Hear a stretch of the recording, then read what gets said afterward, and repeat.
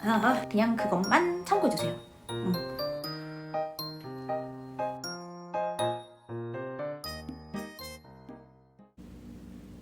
안녕하세요, 성희입니다. 오늘은 여러분들이 제가 보건관리자 일상을 올렸더니 질문을 진짜 많이 해주셨어요. 그래서 중복되는 질문들을 좀 정리해서 Q&A를 하려고 합니다. 제가 진짜 열심히 정리했거든요. 보이실까요? 우선은 제가 그동안 영상 업로드가 뜸했던 부분 너무 죄송합니다. 현생을 사는 게 바쁘기도 했고, 또 제가 최근에 새로운 취미생활도 갖고, 또 코로나19 때문에 몸이 좀 많이 안 좋았었어요. 그래서 이렇게 늦게 영상을 올리게 된 점 사과드리면서 바로 빠르게 Q&A 시작하도록 하겠습니다. 참고로 제가 드리는 모든 답변은 제가 알고 있는 지식과 저의 경험에 한해서 드리는 답변이기 때문에 보건관리자 이직을 진지하게 또 깊게 고민하고 계시는 분들은 조금 더 전문적인 지식을 찾으시면 좋겠습니다. 그리고 저한테 질문을 주신 분들이 정말 많은데 그 중에 꽤나 많은 분들은 굉장히 젠틀하게 질문해 주셨지만 뭐 반말을 하신다든지 그냥 단도직입적으로 얼마 받냐 이렇게 묻는 분들이 계셨어요.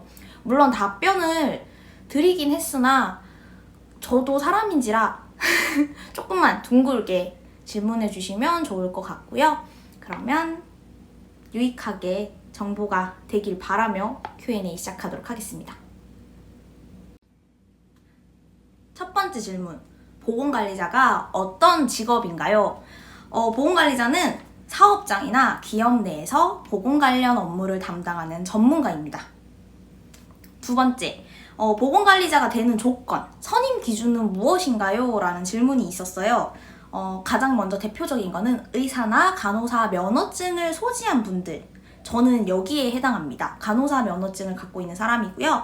두 번째는 관련 전공 대학교를 졸업하신 분들, 그리고 마지막 세 번째는 국가기술 자격증을 보유하고 계신 분들인데요. 아마 대부분 1, 2, 3 중에 3번이신 분들을 저는 좀 더 많이 봤어요. 저희 회사에서는. 2번, 3번이 중복되신 분들 혹은 1번인 경우 이렇게 두 케이스가 가장 많이 있는 것 같아요. 다음 세 번째, 보건관리자가 하는 일은 무엇인가요? 앞서 보건관리자를 설명해 드렸을 때 이런 일을 합니다. 보건 관련 일을 합니다. 라고 좀 둥글게 답변을 드렸는데요. 세부적으로 답변을 드리자면 대표적인 예로 MSDS 관리, 화학물질 관리예요. 두 번째 교육, 세 번째 건강진단 관련 서류 및 그 사후 관리, 4번 작업환경 측정 관리, 5번 보호구 관리, 6번 취약 시기별 교육 및 관리, 그 다음으로는 밀폐 공간 관리, 시멘트 할 때 이렇게 밀폐 공간 만들고 하는데 사고가 많이 일어나요. 그래서 그런 거 허가받고 관리하는 일을 합니다. 그 다음에 근골격계 질환, 그리고 산재 처리나 응급 처치 등을 합니다. 다음, 저한테 질문 준 것 중에 가장 많은 거는 제가 경력이 얼마 있는데, 제가 무슨 스펙이 있는데 할 수 있을까요? 혹은 선생님은 경력이나 스펙이 어떻게 되세요? 라고 물어보시는 분들이 많아요. 근데 저는 인사 담당이 아니고 저도 그냥 입사를 한 직원이기 때문에 제가 여러분들이 될 것 같아요, 안 될 것 같아요 라고 답변을 드릴 수가 없어요. 또 무엇보다 간호사 면허증을 소지하고 있으면 선임의 기준이 돼요. 근데 그 회사, 지원하려는 회사나 내가 면접을 보려는 곳에서 우대 조건이 되는 경우가 있잖아요. 몇 년 이상의 간호사 채용을 선호한다. 이런 부분을 좀 잘 확인해 보시면 좋을 것 같아요. 우선 저는 스펙은 없습니다. 토익은 대학 졸업할 때 이미 기간이 끝났고 그 외에 갖고 있는 자격증은 없어요. 갖고 있는 거는 운전면허증이랑 간호면허증밖에 없고요. 또 경력은 대학병원 13개월, 그리고 사무직, 복지센터에서 일한 13개월 해서 도합 26개월 경력이 있습니다. 다음은 월급을 물어보시는 경우도 있는데 저는 월급으로 했을 때 세후 300 초반대를 받습니다. 근데 뭐 그때그때 경력금이나 상여금이나 명절 이런 식으로 추가되는 경우가 있지만 기본적으로 받는 월급은 그렇습니다. 이거는 경력이나 뭐 갖고 있는 자격증, 회사의 상황, 조건 따라 달라지기 때문에 제가 무조건 절대적인 기준은 아니에요. 6번째, 계약 형태를 물어보시는 분들이 많으세요. 왜냐면은 보건관리자는 대부분 정규직보다는 기간제, 흔히 현채라고 하죠. 현장 채용이 많다 보니까 좀 안정적인 직장으로 어떠냐라는 질문을 해주셨어요. 우선 저는 PJT 채용이라고 해서 무기계약직의 느낌이에요. 여기 현장이 끝나면 다음 현장으로 자연스럽게 연결이 되는 PJT 채용인데 저희 회사 같은 경우에는 5년의 PJT가 끝나면 정규직 전환으로 바뀌는 걸로 알고 있어요.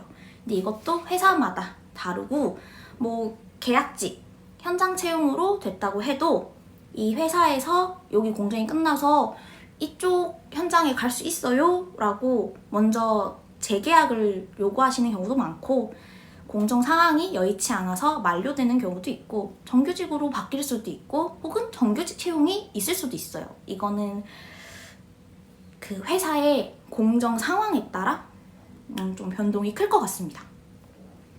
다음 7번째, 근무 형태. 근무 형태를 물어보세요. 이게 보건관리자가 그러면 뭐 양호실에 앉아있고 사무직인가요? 아니면 저 같은 경우에는 이제 건설회사를 다니니까 현장직인가요? 라고 물어보세요. 반반입니다. 서류 작업도 많이 하고요. 당연히 이 서류를 기반해서 현장에서 잘 이루어지고 있는지 확인해야 되기 때문에 현장도 꼬박꼬박 나가서 TBM도 합니다. 반반이라고 보시면 좋을 것 같고요. 근무 시간은 저희 회사의 경우에는 7시부터 오후 5시 반까지 근무이고요.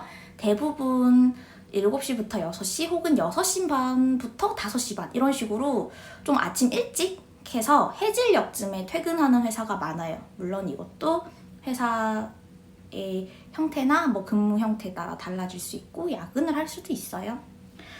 그리고 점심시간은 11시 반부터 오후 1시까지. 점심시간이 긴 거는 어쩔 수 없는 것 같아요. 이건 제 주변에 건설회사 다니는 친구들은 다 공통된 것 같습니다. 그리고 격주 6일 근무. 한 주는 월금, 그 다음 주는 월토. 이런 식으로 5일 출근, 6일 출근이 번갈아 가면서 있고요. 공휴일의 경우에는 현장의 공정률이나 근무 상황에 따라서 유동적으로 변경됩니다. 그리고 다음은 채용 공고 확인 방법을 물어보시는 분들이 계셨어요. 저 같은 경우에는 그냥 채용 사이트를 확인했어요.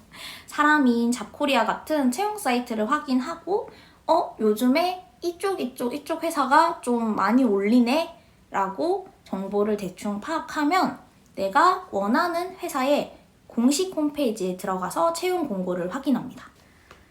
다음은 보건관리자 장단점을 말씀드리겠습니다. 이것도 다 개인적인 생각이고 저희 회사를 기반으로 했다는 점 참고해주세요. 첫 번째는 장점. 첫 번째는 규칙적인 근무. 스케줄 근무 3교대가 아니고 정해져 있는 근무 스케줄에 맞춰서 그냥 딱딱딱 출근하면 돼요. 그래서 저는 개인 취미를 갖거나 약속을 잡을 때 굉장히 좋은 것 같습니다. 그리고 제 기준에서는 급여가 만족스러웠습니다. 세 번째, 비교적 자유로운 분위기예요. 복장이나 뭐 염색 이런 규제가 굉장히 적고요. 복장 같은 경우에는 여성분들은 치마, 또 남녀 모두 반바지만 아니면 돼요. 다음은 명확한 업무 분담. 이게 제가 보건관리자니까 보건 업무가 확실히 있고 저 사람은 저 업무가 확실히 있고 각자 개인이 하는 업무가 명확하게 있고 또 해결해야 되는 그 시간적인 부분도 딱딱딱 정해져 있어서 그냥 내 일만 잘하면 돼요. 내가 여유가 돼서 누굴 도와주고 내가 잘 몰라서 물어보고 이런 분위기도 사실 굉장히 좀 유한 편인 것 같아요. 병원은 개인이 해야 될 일도 있고 뭐 막내 잡, 나이트 잡 뭐 이런 게 되게 많잖아요. 시기별, 시간별 그런 게 크게 없어서 좋습니다.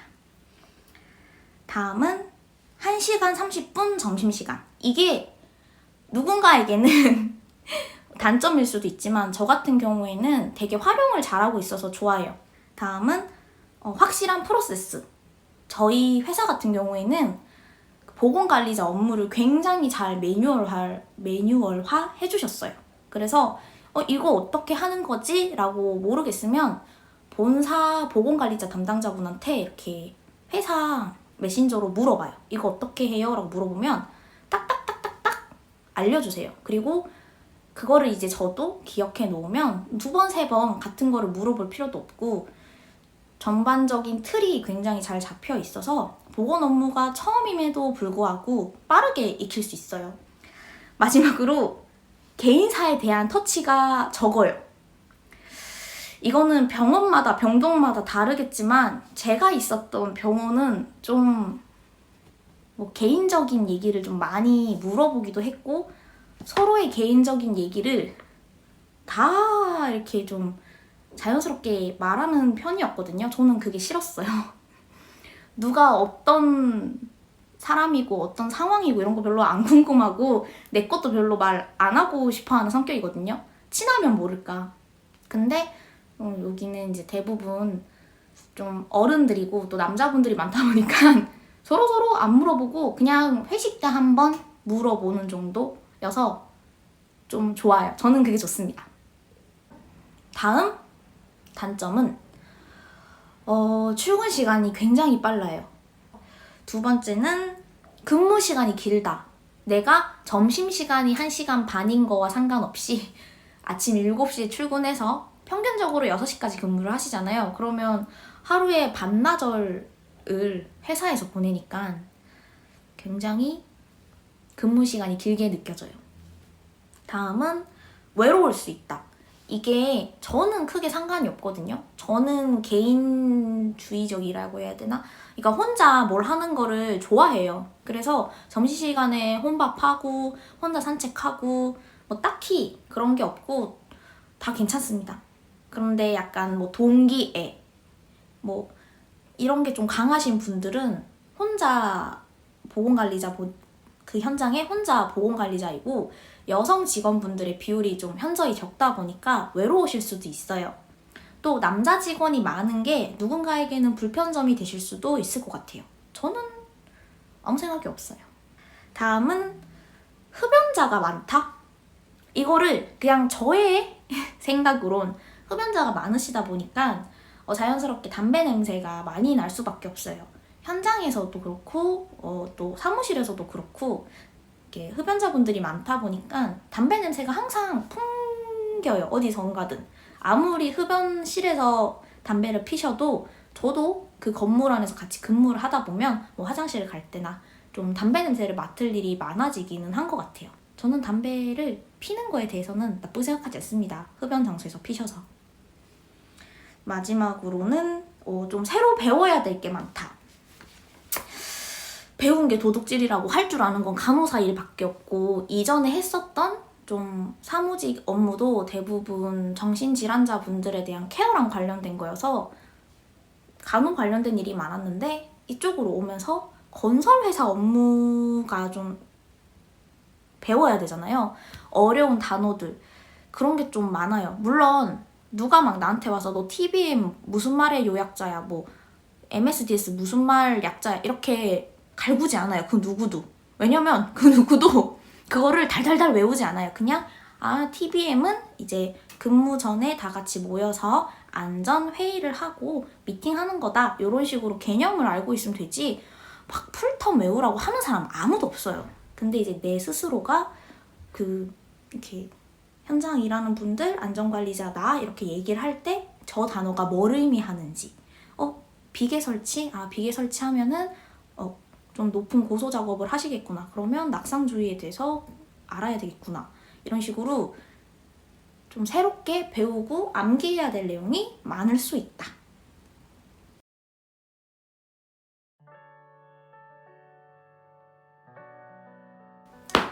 네, 여기까지가 좀 공통된 질문들이었습니다.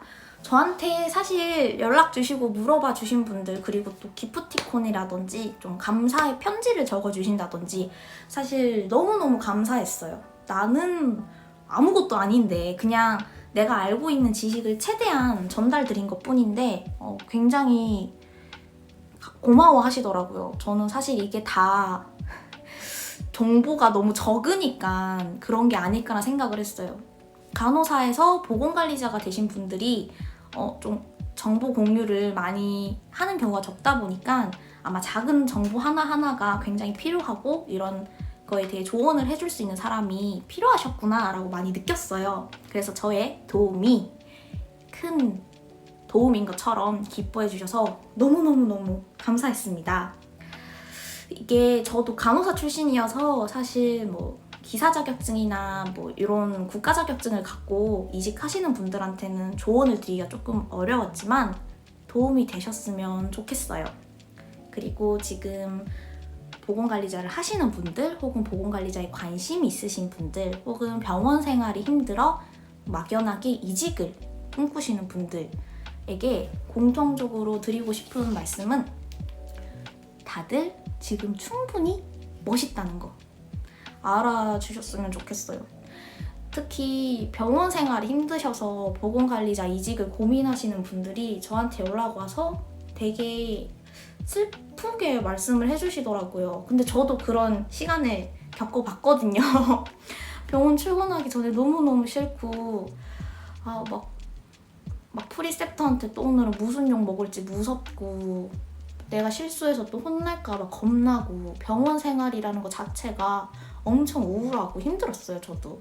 그래서 막연하게 사무직 일을 해봤는데 급여도 적고 재미도 없고 너무 무료한 거예요. 그래서 이런 너무 사무직 일은 또 내가 적성에 안 맞구나, 이렇게 적당히 현장과 사무직 그리고 내 전문전 지식이 이렇게 골고루 섞인 게 뭐가 있을까 하고 찾다가 보건관리자가 된 거예요. 또 이래저래 감사하게도 나름의 대기업 계열로 들어와서 굉장히 감사하게 생각하고 있어요. 제가 잘나서 이 회사를 들어온 게 아니라 그냥 보건관리자가 급하게 필요한데 아다리 맞게 제가 입사를 할 기회가 생겼던 거라고 생각해요. 그래서 이직을 희망하시는 분이나 또 준비하시는 분들은 너무 겁내지 마시고 이력서 내는 거 뭐 해도 상관없잖아요. 안 되면 그만이고 되면 좋은 거니까 지금 병원 생활 하시면서 이직 고민하시는 분들은 너무 겁내지 않으셨으면 좋겠고, 또 지금 보건관리자를 하고 계신 분들은 정말 대단합니다. 보건관리자도 보건관리자들만의 어려움이 있어요. 산업 현장이 굉장히 힘들거든요. 이렇게 나쁜 말도 많이 들리고 와일드하신 분들도 많으시고 그 현장을 견디는 것도 굉장히 힘들고 촉박하고 막 어디서 검사 나오고 하면 진짜 서류 지옥이에요. 할 게 너무 많아지거든요. 그런 또 다른 어려움에서도 잘 하고 계시는 선배 보건관리자분들, 혹은 저와 똑같이 올해 보건관리자가 되신 분들 너무너무 존경합니다. 아무쪼록 제가 이 영상을 여러 번 찍었는데 너무 중구난방한 것 같기도 했고 또 나의 정보가 부족한 것 같기도 해서 심플하게 정리해봤는데 도움이 되셨으면 좋겠습니다. 마지막 인사가 길었네요. 다음에 더 좋은 영상으로 찾아올게요. 궁금한 점 있으면 댓글이나 인스타그램 DM으로 물어봐 주셔도 좋고요. 제가 답변이 느려도 최대한 일찍 드릴 수 있도록 노력하겠습니다. 오늘 영상 봐주셔서 감사하고 다들 매일매일 행복하시면 좋겠습니다. 고맙습니다.